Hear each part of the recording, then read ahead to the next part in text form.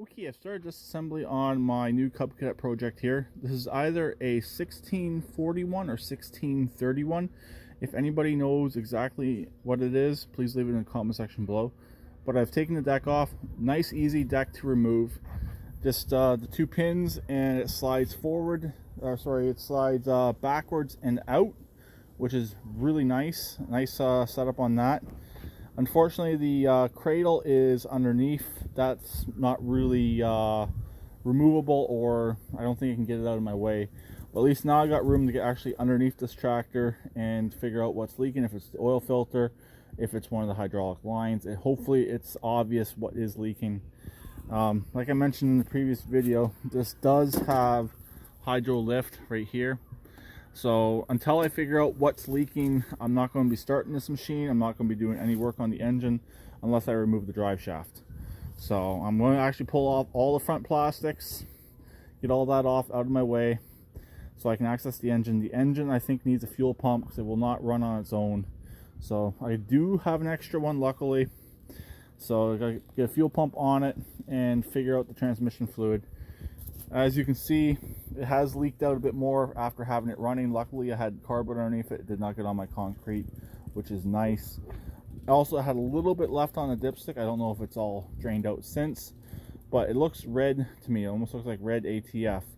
But I will be going and getting the proper fluid. I'm not going to put the type that's in the other machine in this machine, just in case it's not the right stuff.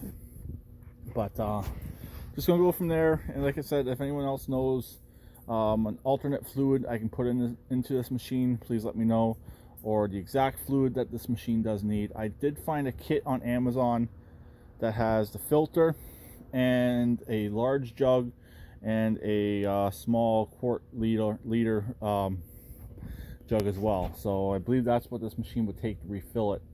But going for bleeding the system, I'm not sure 100% on how to do that. Possibly operate it back and forth with the cover off and it works the air bubbles out, or if it has a air bleeder somewhere in the system, I don't really know.